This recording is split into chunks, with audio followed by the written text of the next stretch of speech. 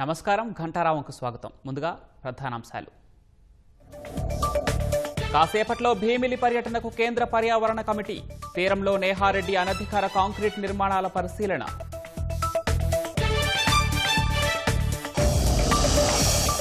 Visakha Vijayawada metro rail ప్రాజెక్టుకు ఇవాళే టెండర్లు. రాష్ట్ర వాటా నిధులతో పనులు చేసేలా ప్రభుత్వం చర్యలు.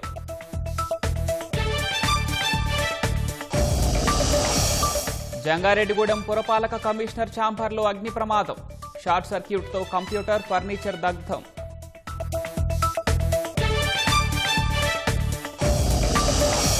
క్వార్జ్ దోపిడీ సొమ్ముతో ఆఫ్రికాలో పెట్టుబడులు. విదేశాలకు అనిల్ కుమార్ యాదవ్ అనుచరుల పరారీ.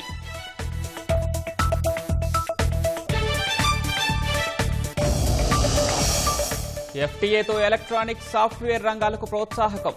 సున్నా సుంకంతో ఉత్పత్తులకు బ్రిటన్ మార్కెట్లో వాటా.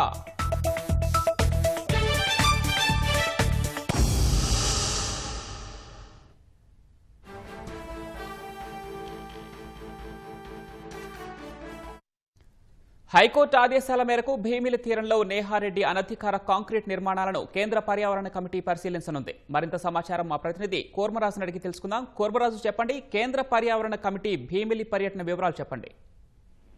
పవన్, కేంద్ర పర్యావరణ మంత్రిత్వ శాఖ ఆధ్వర్యంలో ఏర్పాటైన ఉన్నత స్థాయి నిపుణుల కమిటీ మరి కాసేపట్లో ఈ భీమిలి తీరంలో ఈ విజయసాయిరెడ్డి కుమార్తె నేహారెడ్డికి సంబంధించిన ఆస్తికి సంబంధించి కాంక్రీట్ నిర్మాణాలు, అంటే సిఆర్జెడ్ నిబంధనలు ఉల్లంఘించి నిర్మించిన కాంక్రీట్ స్ట్రక్చర్స్ వాటిని అన్నింటినీ కూడా పరిశీలిస్తుంది. అది కొంతమేరకు న్యాయస్థానం ఉత్తర్వులతోటేమో వీటిని జీవీఎంసీ ధ్వంసం చేసింది. ఆ ఖర్చుని కూడా నేహారెడ్డి కంపెనీ నుంచి, నేహారెడ్డి సంబంధించిన వాళ్ళ నుంచి కూడాను వసూలు చేయాలనేసేమో ఇప్పటికే న్యాయస్థానం ఆదేశించింది.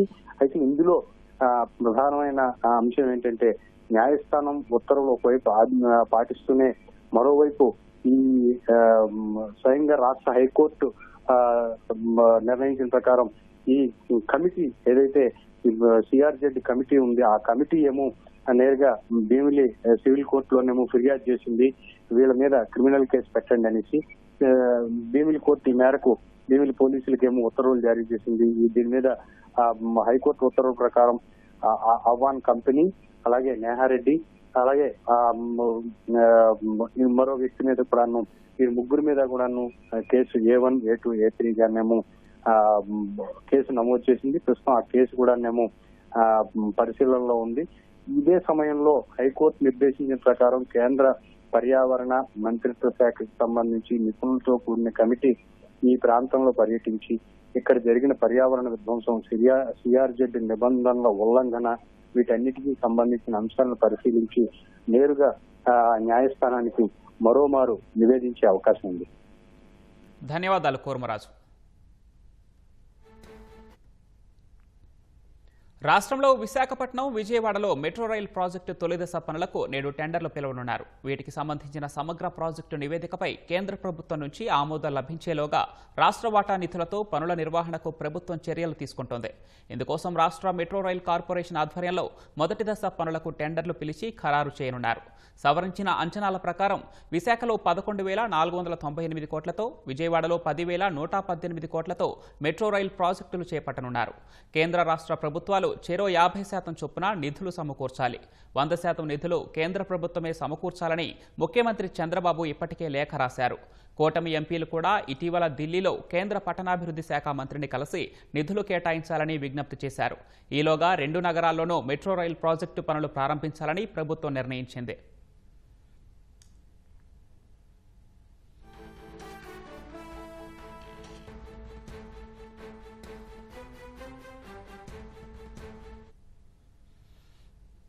ఏలూరు జిల్లా జంగారెడ్డిగూడెం పురపాలక సంఘం కార్యాలయంలోని కమిషనర్ ఛాంబర్లో అగ్ని ప్రమాదం చోటు చేసుకుంది. షార్ట్ సర్క్యూట్ కారణంగా తెల్లవారుజామున 3 గంటలకు కమిషనర్ ఛాంబర్లో మంటలు చెలరేగడంతో కంప్యూటర్, ల్యాప్టాప్, ఫర్నిచర్ దగ్ధమయ్యాయి. విషయం తెలుసుకున్న కార్యాలయ సిబ్బంది వెంటనే అగ్నిమాపక కేంద్రానికి సమాచారం అందించడంతో వారు ఘటనా స్థలానికి చేరుకొని మంటలను అదుపు చేశారు. అయితే కాలిపోయిన వాటిలో కార్యాలయానికి సంబంధించిన విలువైన ఫైల్స్ ఏమీ లేవని పురపాలక కమిషనర్ కేవీ రమణ తెలిపారు. కమిషనర్ గారి ఛాంబర్ షార్ట్ సర్క్యూట్ వల్ల కాలిపోయింది. దాంతో ఎలాంటి ఇంపార్టెంట్ ఫైల్స్ కానీ మామూలు ఫైల్స్ కానీ లేవు. డైలీ రిపోర్ట్స్, మీటింగ్ రిపోర్ట్స్ మాత్రమే ఉన్నాయని ఈ సందర్భంగా తెలియజేస్తున్నాను. ల్యాప్టాప్, సిస్టము, టేబుల్ చైరు పాక్షికంగా దెబ్బతిన్నాయి.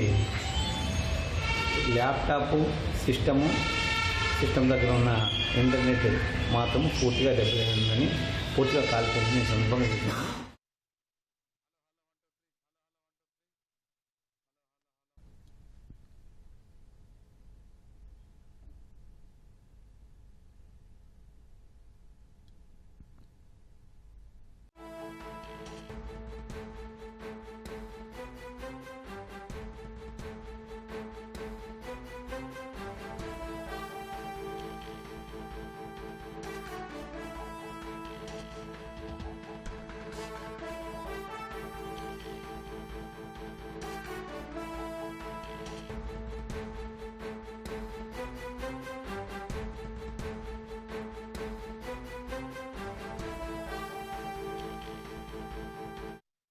డిజిటల్ అరెస్ట్ పేరుతో సైబర్ నేరగాళ్ల ఆగడాలు కొనసాగుతున్నాయి. తాజాగా భద్రాచలంలోని ప్రముఖ కంటి వైద్యులు నారాయణరావు పోలీసుల పేరుతో వీడియో కాల్ చేసి బెదిరించారు. మరింత సమాచారం మా ప్రతినిధి లింగయ్యను అడిగి తెలుసుకుందాం.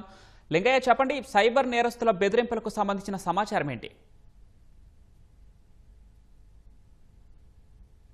సైబర్ నేరగాళ్ల ఆగడాలు రోజు రోజుకు పెరుగుతున్నాయన్నందుకు మరో ఉదాహరణగా భద్రాచలం పట్టణంలో వెలుగు చూసిన ఘటన ఇందుకు నిలువెత్తు నిదర్శనంగా నిలుస్తుంది. భద్రాద్రి కొత్తగూడెం జిల్లా భద్రాచలం పట్టణంలో ప్రముఖ కంటి వైద్యుడిగా ఉన్న నారాయణరావుకు నిన్న ఈ సైబర్ బెదిరింపులు పర్వం వెలుగులోకి వచ్చింది. దాదాపు 4 గంటల పాటు డిజిటల్ అరెస్ట్ పేరుతో డాక్టర్ నారాయణరావును సైబర్ నేరగాళ్లు వేధింపులకు గురి చేసిన ఘటన ఇప్పుడు సర్వత్రా చర్చనీయాంశంగా మారుతుంది. ఈయన డాక్టర్ నారాయణరావు చాలా దశాబ్దాల కాలంగా కూడా భద్రాచలంలో ప్రముఖ కంటి వైద్య నిపుణులుగా ఉన్నారు. భద్రాచలం ప్రభుత్వ ఆసుపత్రిలో ఈయన ఒక గతంలో కూడా పనిచేశారు. భద్రాచలంలోనే కాకుండా భద్రాద్రి కొత్తగూడెం జిల్లాలో మంచి కంటి వైద్య నిపుణులుగా ఆయనకు పేరుంది. అయితే నిన్న ఈయన మన తెలంగాణ హైకోర్టు న్యాయమూర్తి జస్టిస్ భీమపాక నగేష్ కు బావగారు కూడా అవుతారు ఈ వరుసకు. ఈయనకు ఈ సంబంధించి సైబర్ ఈ బెదిరింపుల పర్వం నిన్న వెలుగులోకి వచ్చింది. మొత్తం దాదాపు 4 గంటల పాటు ఉదయం 11:30 నుంచి సాయంత్రం 4 గంటల వరకు కూడా డిజిటల్ అరెస్ట్ పేరుతో మొత్తం వీడియో కాల్ రూపంలో డిజిటల్ అరెస్ట్ పేరుతో నారాయణరావుకు సైబర్ నేరగాళ్లు బెదిరింపులకు గురి చేశారు, భయభ్రాంతులకు గురి చేసిన సంఘటన ఇది. బెంగళూరులో డాక్టర్ పై 17 కేసులు నమోదయ్యాయని చెప్పి సైబర్ మోసగాళ్లు బెదిరింపులకు పాల్పడ్డారు. తన ఆధార్ కార్డు దుర్వినియోగం అయిందని, అదేవిధంగా బెంగళూరు వచ్చి పోలీసుల ముందు హాజరై మొత్తం వివరాలు సమర్పించాలంటూ కూడా తీవ్రమైన హెచ్చరికలు జారీ చేశారు. ఈ 4 గంటల పాటు కూడా, అంటే ఉదయం 11 గంటల నుంచి సాయంత్రం 4 గంటల పాటు మొత్తం డిజిటల్ అరెస్ట్ పేరుతో ఒక రూమ్ లో ఉంచి తలుపులు కిటికీలు కూడా మూసివేసి తమ విచారణలో పాల్గొనాలని ఈ సైబర్ నేరగాళ్లు బెదిరించడంతో కొంత డాక్టర్ నారాయణరావు గారు కూడా కొంత ఆందోళనకు గురైన పరిస్థితి. ప్రస్తుతం ఆ కుటుంబ సభ్యులతో కూడా ఆయన నిన్న మొత్తం దాదాపు 4 గంటల పాటు మాట్లాడని పరిస్థితుల్లో కంటిన్యూగా పదే వీడియో కాల్ చేయడం, ఆయన బెదిరింపులకు గురి చేయడంతో కొంత ఆందోళనకు గురయ్యారు. మొత్తం 4 గంటల పాటు ఈ డిజిటల్ అరెస్ట్ పేరుతో కూడా రకరకాల చట్ట వ్యతిరేక కార్యకలాపాలు తన ఫోన్ నెంబర్ తో జరిగినట్టు కూడా సైబర్ నేరగాళ్లు బెదిరింపులకు గురి చేశారు. అయితే తనకు ఒక ఫోన్ నెంబర్ మాత్రమే ఉందని, రెండో ఫోన్ నెంబర్ కూడా లేదని ఆయన వాళ్ళకి స్పష్టం చేసినప్పటికీ కూడా మీ పేరుతోనే రెండో ఫోన్ నెంబర్ నమోదైంది, అది చట్ట వ్యతిరేక పనులు కూడా ఆ నెంబర్ నుంచి జరిగాయి అని చెప్పి డిజిటల్ అరెస్ట్ పేరుతో మొత్తం 4 గంటల పాటు ఆయన వేధింపులకు గురి చేశారు. చివరికి దాదాపు మరి సాయంత్రం 6 గంటల నుంచి మళ్ళీ 7 గంటల వరకు కూడా పలుమార్లు వీడియో కాల్ చేసినా కూడా ఆయన కొంత స్పందించలేదు. ఈ సమయంలోనే ఆయన కొడుకు కూడా ప్రముఖ లాయర్ గా న్యాయవాద వృత్తిలో ఉన్నారు. ఆయన ఫోన్ చేసి అది సైబర్ నేరగాళ్ల పని అని బెదిరింపులకు పాల్పడుతున్నారు, తను స్పందించొద్దు అని చెప్పి తండ్రికి సూచన ఇవ్వడంతో ఆయన సాయంత్రం 6 గంటల నుంచి సైబర్ నేరగాళ్ల ఫోన్ కు స్పందించలేదు. ఈ వ్యవహారం పూర్తిగా దాదాపు 4-5 గంటల పాటు కొంత కుటుంబ సభ్యుల్ని, డాక్టర్ నారాయణరావు కుటుంబ సభ్యుల్ని కూడా కొంత ఆందోళనకు గురి చేసిందని చెప్పవచ్చు. ఈ సంఘటన ఇప్పుడు చర్చనీయాంశంగా మారింది. వరుసగా సామాన్య మధ్యతరగతి ప్రజలే కాదు ఆ ఉన్నత విద్యావంతులను కూడా సైబర్ నేరగాలు వదలడం లేదు. వాళ్ళ ఆగడాలు పెచ్చిమీరిపోతున్నాయన్నందుకు ఈ సంఘటన మరో ఉదాహరణగా చెప్పవచ్చు. ఇది భద్రాచలం పట్టణంలో కానీ జిల్లా వ్యాప్తంగా ఇప్పుడు చర్చనీయాంశం అవుతుంది. జిల్లా పోలీసులకు కూడా ఈ సమాచారం అందింది. పూర్తిగా భద్రాచలం పోలీసులు దీనిపై సమగ్ర విచారణ చేపట్టారు. మరి కాసేపట్లో వైద్యుడు నారాయణరావును కలిసి ఆయనకు సైబర్ బెదిరింపులు ఎలా జరిగాయి, ఎక్కడి నుంచి కాల్ వచ్చింది, ఏ నెంబర్ నుంచి కాల్ వచ్చింది, ఈ సైబర్ నేరగాళ్లు ఏమేమి వివరాలు అడిగారు మొత్తం విచారణ చేయనున్నారు. పోలీసులకు కూడా సమాచారం అందింది. ఇప్పటికే వాళ్ళు దీప్తి కమిటీ ఆసుపత్రి భద్రాచలంకి కాసేపట్లో చేరుకున్నారు. భద్రాచలం పోలీసులతో పాటు కొత్తగూడెం నుంచి కూడా ఇంటెలిజెన్స్ పోలీసులు, నిఘా వర్గ పోలీసులు కూడా అక్కడికి చేరుకొని పూర్తిగా సమగ్ర వివరాలు సేకరించే అవకాశం ఉంది. ప్రస్తుతానికైతే డాక్టర్ నారాయణరావు గారికి సమాచారం కూడా అందించారు పోలీసులు. తాము కాసేపట్లో వస్తాం, పూర్తి వివరాలు, సమగ్ర వివరాలు, సైబర్ నేరగాళ్లు ఎలాంటి హెచ్చరికలు చేశారు, ఎలాంటి బెదిరింపులు చేశారు, ఎక్కడి నుంచి కాల్ చేశారు, ఎక్కడికి రావాలని ఆదేశించారు అన్న వివరాలను పూర్తి స్థాయిలో తెలుసుకొని సమగ్రంగా విచారించే అవకాశం అయితే స్పష్టంగా కనిపిస్తుంది. తాజా సంఘటనతో డిజిటల్ అరెస్ట్ పేరుతో దాదాపు ఒక ప్రముఖ వైద్యుడిని, ఉన్నత విద్యావంతుడు కూడా సైబర్ నేరగాళ్లు ఈ ఆగడాలకు పెచ్చిమీరిపోతున్నాయన్నందుకు కూడా ప్రత్యక్ష ఉదాహరణగా ఈ సంఘటనను చెప్పవచ్చు.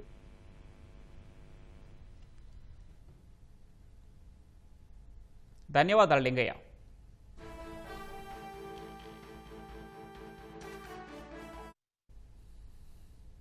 తిరుపతిలో వైకుంఠ ఏకాదశి దర్శనం టికెట్ల జారీ సందర్భంగా జరిగిన తొక్కిసలాటపై అప్పటి డీఎస్పీ టీటీడీ గో సంరక్షణశాల డైరెక్టర్పై క్రిమినల్ చర్యలకు జస్టిస్ సత్యనారాయణమూర్తి కమిషన్ సిఫార్సు చేసింది. డీఎస్పీ రమణకుమార్ గేటు తెరవడం తొక్కిసలాటకు దారితీసిందని, 5గురి మృతికి కారణమై అనేక మంది గాయాల బారిన పడాల్సి వచ్చింది అని నివేదించింది.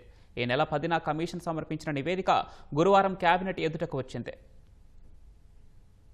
వైకుంఠ ఏకాదశి దర్శనం టికెట్ల జారీ సందర్భంగా జనవరి 8న తిరుపతిలో జరిగిన తొక్కిసలాట ఘటనకు అప్పటి డీఎస్పీ రమణకుమార్, టీటీడీ గో సంరక్షణశాల డైరెక్టర్ హరనాథ్ రెడ్డి పూర్తి బాధ్యులని ఈ ఘటనపై విచారణ జరిపిన విశ్రాంత న్యాయమూర్తి ఎం సత్యనారాయణమూర్తి కమిషన్ తేల్చింది. వారిద్దరిపైన క్రిమినల్ చర్యలు తీసుకోవాలని సూచించింది. నాటి తిరుపతి ఎస్పీ సుబ్బారాయుడికి కమిషన్ క్లీన్ చీట్ ఇచ్చింది. టీటీడీ జేఈఓ గౌతమి నిర్లక్ష్యంగా వ్యవహరించారని, ఆమెపై ఎలాంటి చర్యలు తీసుకోవాలో సాధారణ పరిపాలనా శాఖ పరిశీలించాలని సూచించింది. టికెట్ల జారీ కేంద్రం నిర్వహణ పూర్తి బాధ్యత లేకపోయినా జేఈఓగా గౌతమి పర్యవేక్షించాలని, కానీ అలా చేయలేదని, ఆమె పర్యవేక్షణ లోపం స్పష్టంగా కనిపించిందని కమిషన్ గుర్తించింది.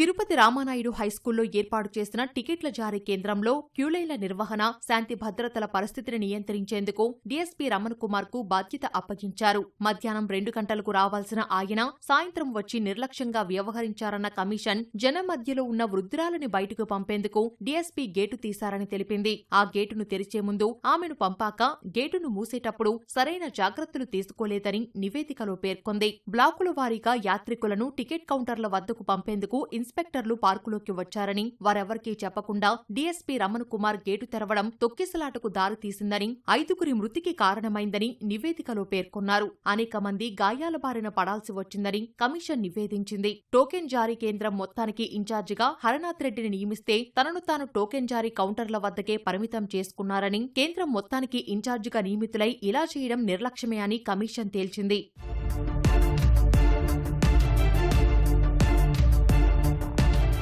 టీటీడీ, పోలీసులు, chief vigilance and security officer తీసుకున్న చర్యల పట్ల కమిషన్ సంతృప్తి వ్యక్తం చేసింది. రమణకుమార్, హరనాథ్ రెడ్డి నిర్లక్ష్యమే దుర్ఘటనకు కారణమని స్పష్టం చేసింది. ఇలాంటి ఘటనలు పునరావృతం కాకుండా ఎలాంటి జాగ్రత్తలు తీసుకోవాలనే దానిపైన కొన్ని సూచనలు చేసింది. తిరుమలలో వెంకటేశ్వర స్వామి దర్శనానికి వచ్చే భక్తుల భద్రత కోసం ఇంకా మెరుగైన చర్యలు ఎలా తీసుకోవచ్చనే అంశాలను కొన్నింటిని ప్రస్తావించినట్లు తెలిసింది. విజయవాడలో సంచలనం సృష్టించిన గులకరాయి దాడి కేసు నిందితుడు వేముల సతీష్ కుమార్ అదృశ్యమయ్యాడు. ఈ ఘటన స్థానికంగా కలకలం రేగుతోంది. ఎన్నికల ప్రచారంలో భాగంగా విజయవాడలోని అజిత్ సింగ్ నగర్కు వచ్చిన వైసీపీ అధ్యక్షుడు జగన్పై గులకరాయి దాడి జరిగినట్టు కేసు నమోదైంది. ఈ కేసులో సతీష్ కుమార్ నిందితుడు.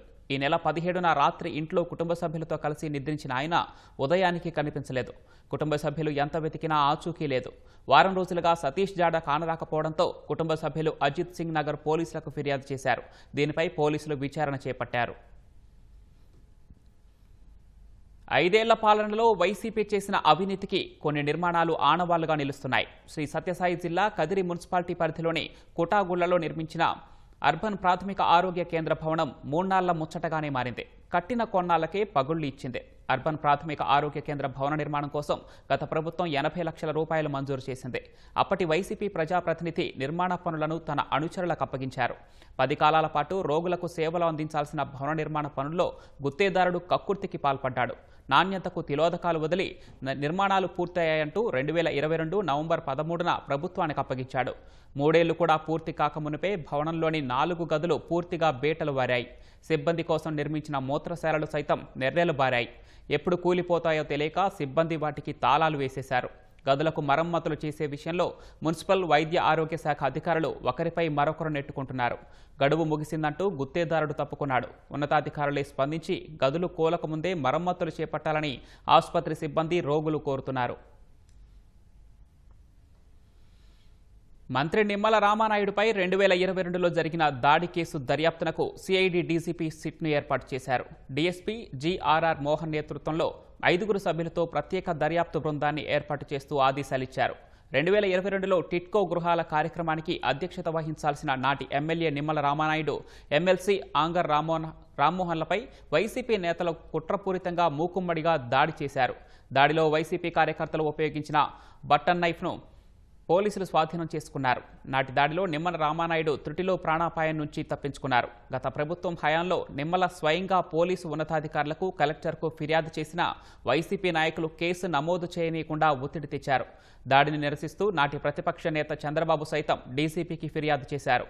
కూటమి ప్రభుత్వం వచ్చాక నాడు దాడికి పాల్పడిన 24 వైసీపీ కార్యకర్తలపై కేసు నమోదు చేశారు. నాటి కుట్రకోణంపై దర్యాప్తు చేసి 15 రోజులుగా ప్రాథమిక నివేదిక అందించాలని సిఐడి డీజీపీ ఆదేశాలు జారీ చేశారు.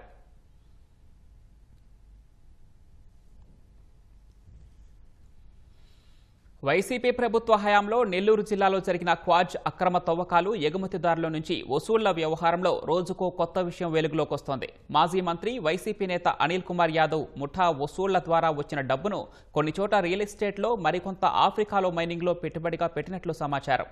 పోలీసు ఉచ్చు బిగుస్తోందని తెలిసిన వెంటనే మాజీ మంత్రి అనుచరులు విదేశాలకు పారిపోయినట్లు తెలుస్తోంది.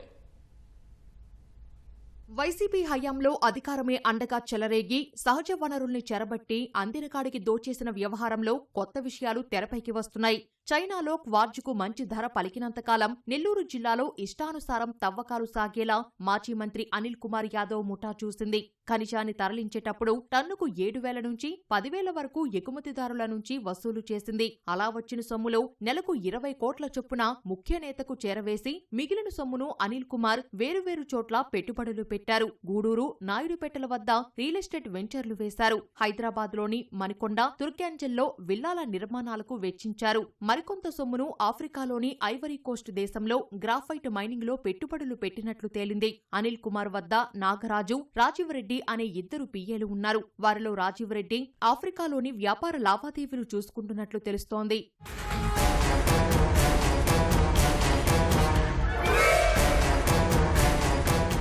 క్వార్జ్ ఎగుమతిదారుల నుంచి డబ్బులు వసూలు చేయించడం, అందులో ముఖ్య నేతకు వాటా పంపడం, మిగిలింది అనిల్ కుమార్ యాదవ్ చెప్పినట్లు వెచ్చించడం వంటివన్నీ ఆయన పిఏ నాగరాజు చూసేవారు. సైదాపురం, రాపూరు, గూడూరు, పొదలకూరు మండలాల నుంచి క్వార్జ్ లోడ్తో వెళ్తున్న లారీల్లో ఎంత ఖనిజముందో పరిశీలించి ఎగుమతిదారులు ఎంత చెల్లించాలనేది అనిల్ కుమార్ ముఖ్య అనుచరుడు బిరదవోలు శ్రీకాంత్ రెడ్డి నిర్ణయించేవారు. అలా ఆ ముఠాలోని దువ్వూరు శ్రీకాంత్ రెడ్డి, దిలీప్ రెడ్డి, సాకేత్ రెడ్డిలు వసూలు చేసి తమ నేత వద్దకు చేర్చేవారు.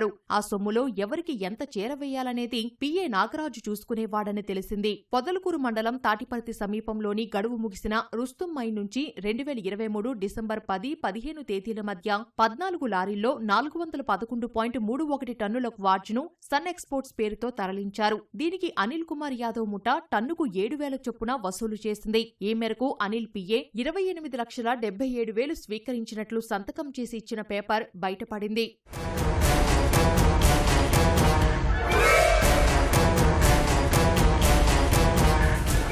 క్వార్జ్ ఎగుమతిదారుల నుంచి వసూల దందాలో కీలకంగా వ్యవహరించిన అనిల్ కుమార్ యాదవ్ అనుచరులు ఇప్పటికే పరారీలో ఉన్నారు. పోలీసు ఉచ్చు బిగుస్తోందని తెలిసిన వెంటనే అనిల్ కుమార్ యాదవ్ స్నేహితుడు కోడూరు దిలీప్ రెడ్డి, సాకేత్ రెడ్డి, దువ్వూరు శ్రీకాంత్ రెడ్డి, సాముద్దీన్లు పరారయ్యారు. వీరిలో దిలీప్ రెడ్డి, సాకేత్ రెడ్డి, శ్రీకాంత్ రెడ్డిలు 2 రోజుల కిందటే దుబాయ్ వెళ్లినట్లు సమాచారం. అక్కడి నుంచి ఆఫ్రికాకు వెళ్లనున్నట్లు ప్రచారం జరుగుతోంది.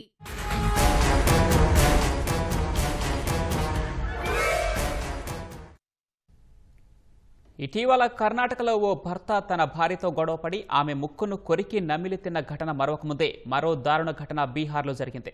ఓ వివాదం వల్ల కోపం పెంచుకున్న భార్య తన భర్త నాలుకను కొరికి నమిలి మింగేసింది. ప్రస్తుతం బాధితుడి ఆరోగ్యం కుదుటపడింది. అయితే ఈ ఘటనను కుటుంబ సభ్యులు మూఢనమ్మకాలతో ముడిపెడుతున్నారు. దెయ్యం పట్టడం వల్లే ఆమె అలా చేసిందని చెబుతున్నారు. బిహార్ గయాలో ఓ భార్య తన భర్త నాలుకను కొరికి నమిలి మింగేసింది. తీవ్ర రక్తస్రావంతో అపస్మారక స్థితిలోకి వెళ్లిన భర్త ముఖేష్ను కుటుంబ సభ్యులు గమనించి ఆస్పత్రికి తరలించడంతో ప్రాణాపాయం ప్రమాదం తప్పింది.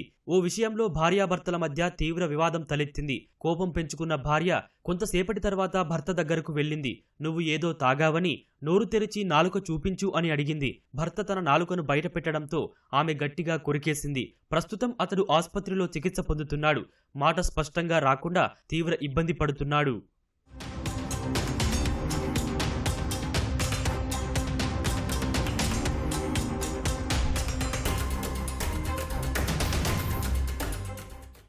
భార్యపై ఏదో అతీత శక్తి ఉండటం వల్లే ఆమె తన నాలుక కొరికేసిందని బాధితుడు ముఖేష్తో పాటు కుటుంబ సభ్యులు మూఢనమ్మకాలను విశ్వసిస్తున్నారు.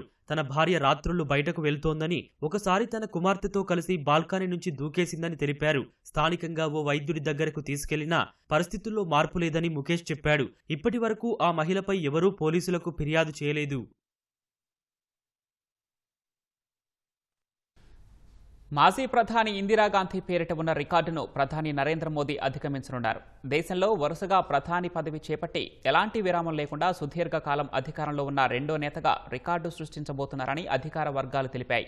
2014 మే 26న తొలిసారి ప్రధాని అయిన మోదీ శుక్రవారంతో 4078 రోజులు పూర్తి చేసుకున్నారు. దివంగత ఇందిరాగాంధీ 4077 రోజులు ప్రధానిగా ఉన్నారు. తొలి ప్రధాని జవహర్లాల్ నెహ్రూ మొదట ఈ రికార్డును సాధించారు. వరుసగా 3వ లోక్సభ ఎన్నికల్లో తమ పార్టీలకు విజయాన్ని సాధించిన ఘనత నెహ్రూ, మోదీలకే దక్కుతోంది. సీఎం, పీఎంగా దీర్ఘకాలం కొనసాగిన ఖ్యాతి మోదీకే చెందుతుంది. 2001లో గుజరాత్ సీఎం అయిన మోదీ 2014లో ప్రధాని అయ్యే వరకు ఆ పదవిలోనే కొనసాగారు. స్వాతంత్ర్యానంతరం జన్మించి దీర్ఘకాలం ప్రధానిగా ఉన్న కాంగ్రెసేతర పార్టీ తొలి నేతగా కూడా మోదీనే నిలిచారు. దేశంలో ముఖ్యమంత్రులు, ప్రధానమంత్రులందరిలో వరుసగా 6 ఎన్నికల్లో ఒక పార్టీ పక్ష నేతగా ఎన్నికైన ఏకైక నేతగా కూడా నరేంద్ర మోదీ రికార్డు సృష్టించారు.